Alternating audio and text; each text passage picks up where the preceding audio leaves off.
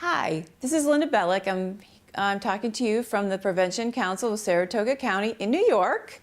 I'm the Community Outreach Coordinator for the Prevention Council, and I've got about 30 years, close to 30 years, working with kids and doing community outreach and education. In addition, I have 5 adopted children who are all in the age group that we're going to be talking about today, so I've got a little personal experience as well. And I'm really happy that you've joined me today to talk about a really important topic, and that is gambling.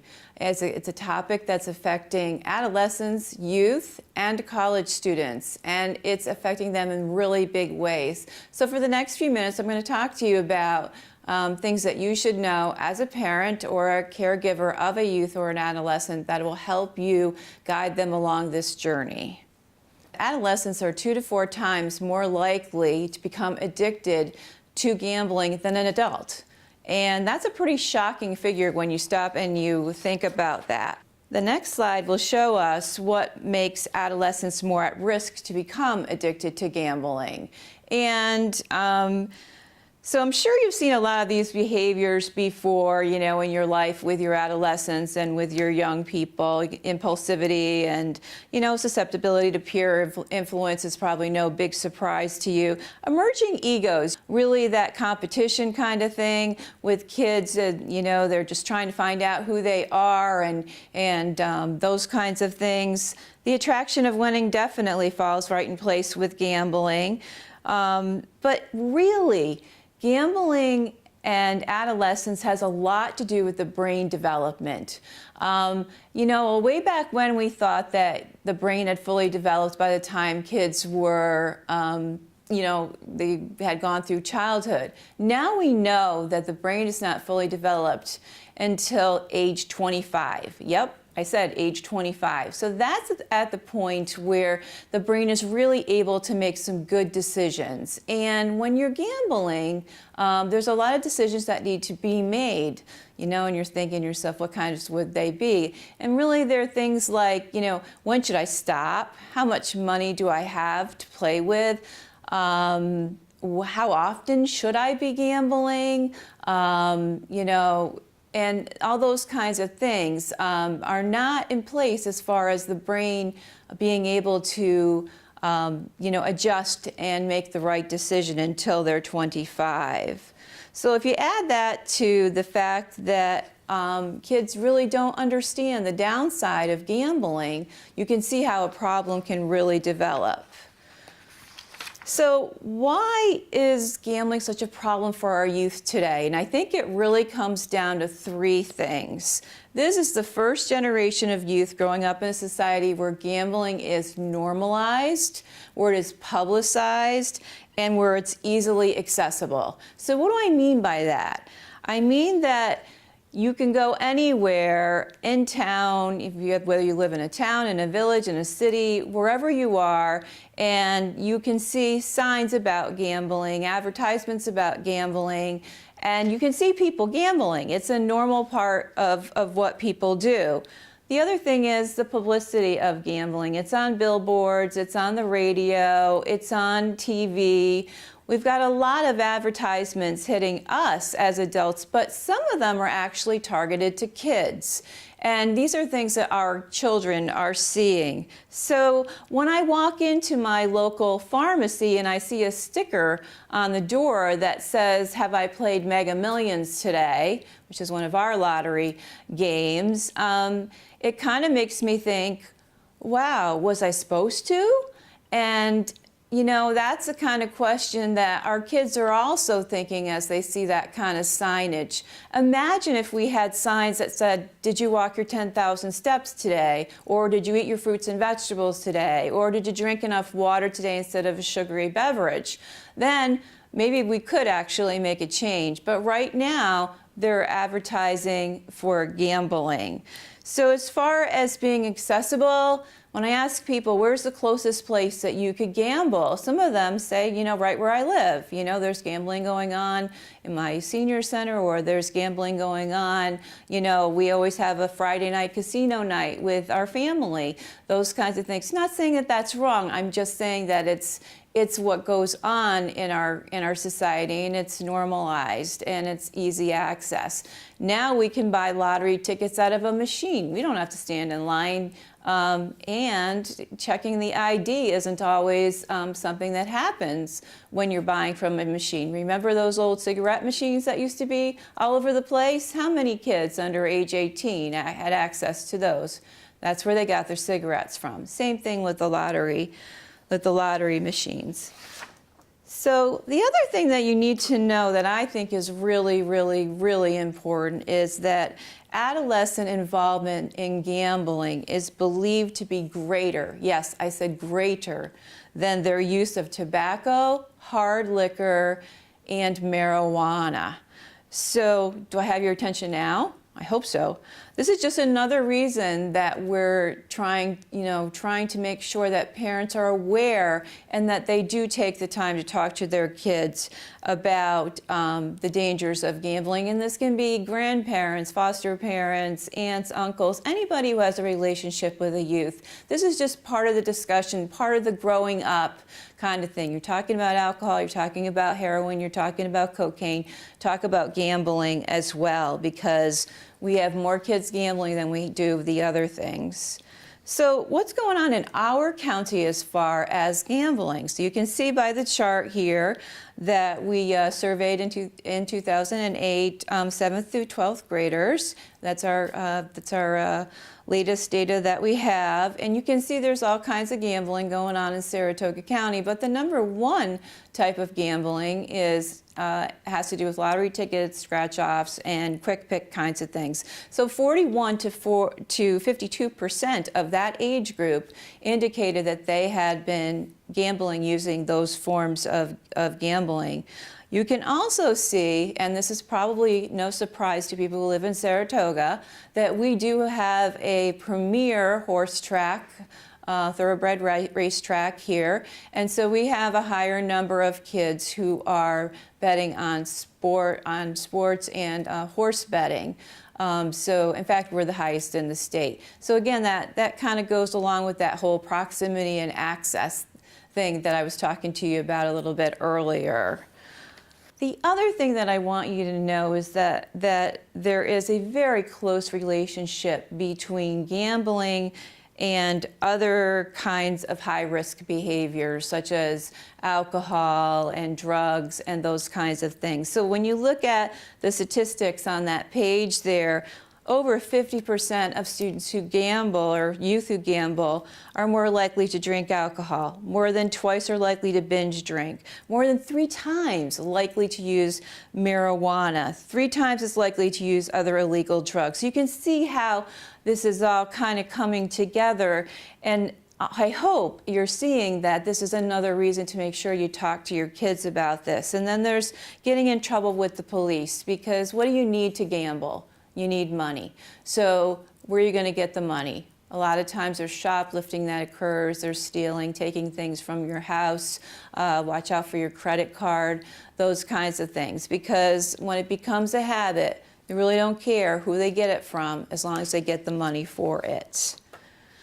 So what are the warning signs, things that you should be aware of, just in case there is some gambling going on amongst your children?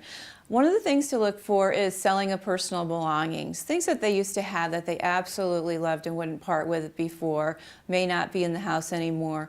Could be their phone, could be a computer, could be a gift that grandma gave them that's really important to them. You may see some withdrawal from family and friends. The other thing is there's a lot of talk about gambling, using gambling language, maybe talking about the win. I won, $20 today, but not talking about the losses. It could be another warning sign. Mood swings and stressed out when they're not gambling. So for instance, if you've set up the expectation that there's not going to be any gambling in the house, and you've caught your child gambling, but you've taken away a car, you've taken away their allowance, you've taken away a phone, you've taken away the internet, you've taken away, they're grounded, they can't go see their friends. If you've taken away the things that help them access gambling, you might see a really increased agitation and aggression from your child more than usual because you've taken them away from something that that has become a habit for them. Unexplained cash or possessions, always ask your child where they got that money from. Many children are honest and could totally be innocent as can be. But just make sure, if you're seeing an influx of cash or new possessions, like where'd you get that watch, where'd you get that new phone from, that kind of thing, and it doesn't make sense, or if they say it's from so-and-so, check with that child's parent to see if that's really the case. The other thing is that, they've been punished for gambling and they've tried to stop, but they're still gambling. That's another sign that, you put your foot down, but they're still continuing to do what you've asked them not to do. What do youth risk if they have problems with gambling? And again, another really important thing for you to know as a parent, you might see some dropping grades. This may be a student who's been doing awesome in school, and now all of a sudden the grades are dropping. Loss of friends or family. Used to hang out with a specific group of kids, now they're not. It could be because they owe them money. Loss of trust and respect, depression, anxiety. Their reputation can be damaged because they're gambling and they owe people and they didn't pay them back. Financial issues, that's a no-brainer. Addiction is definitely, we talked about that before, that's definitely something to be concerned about. Suicide. There are many cases of youth who have committed suicide as a result of a gambling addiction. So it again brings it back to, please talk to your child about this. Might have trouble with the law and the impact on the family as a whole, because if there's financial issues or now the child needs to go to counseling and that affects work, that kind of stuff can also come into play.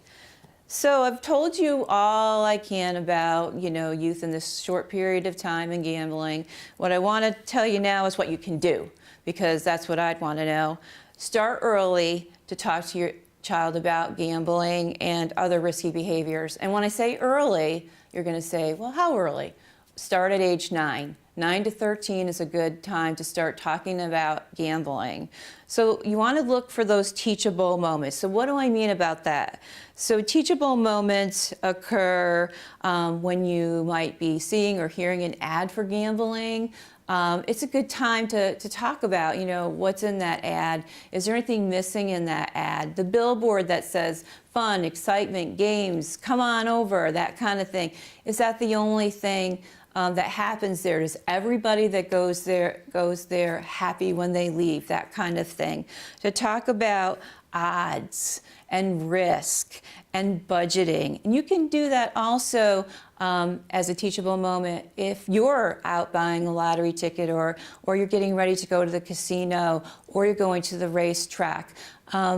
Because what I'm saying is that gambling is not bad. What I'm saying is that we need to make sure that our youth understand the risks that are attached to gambling. So if you're doing those things, use those moments to talk about the decisions that you made, that you're making about your gambling at that particular moment. How much money are you spending? Is it money that you can afford?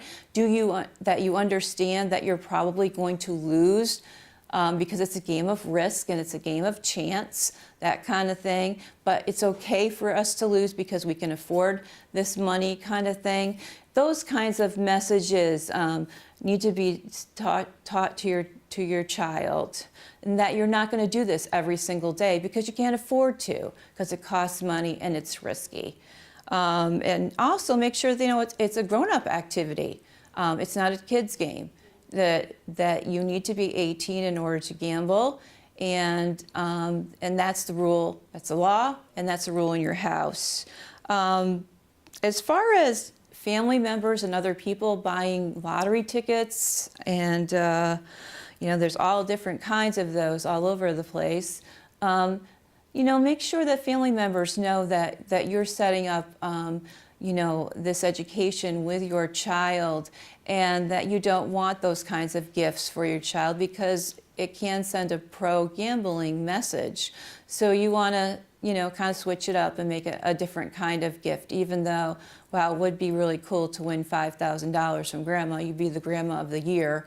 What you don't want to do is send mixed messages within your family. So the last thing that I want to talk to you about is something that's really new on the horizon and something that I think is going to become even bigger as time goes by and we get more high tech, and that is gambling online. It's already a problem for adults, and we're seeing that teenagers who use gambling-style games on phones and other devices are up to 3 times more likely to engage in real gambling, okay? That's huge. So those practice sites that your kids are playing on? Well, a lot of them are designed to look like, to sound like, and to play like a real casino game. So there's experts out there that are saying that they have been designed to mimic a casino game so that we can prepare this group of youth for when they're 18 and they can go into a casino for real and win real money. So be careful, take a look at what sites your kids are playing on, because really they do teach the skills that they need. The other thing that happens on these practice sites is that the games are developed so that you win more often than you would if you were playing for real. So it gives the kids a false sense of being so skillful and so good at this particular game. So when it pops up a little message that says, you want to play this for real? The kid's thinking, well, why wouldn't I? I've been winning 99% of the games. But then when you go on for real, all of a sudden the winning stops coming as it was before.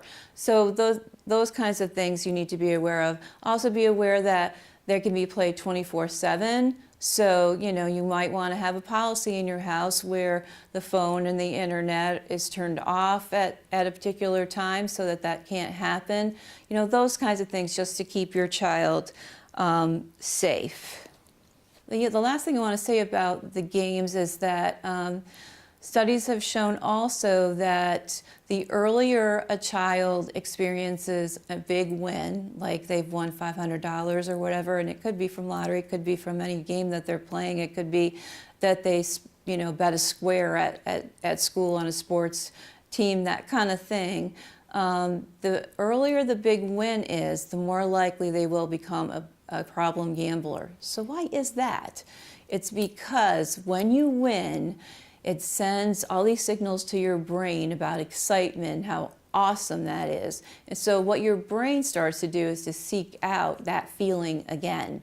So that's another reason to have us really be careful about our kids and gambling, because the more that brain gets that signal about the excitement of winning, the more the kids are going to go after trying to win, and the more they're going to lose. And I've already talked about not just money, but so many other things in their lives.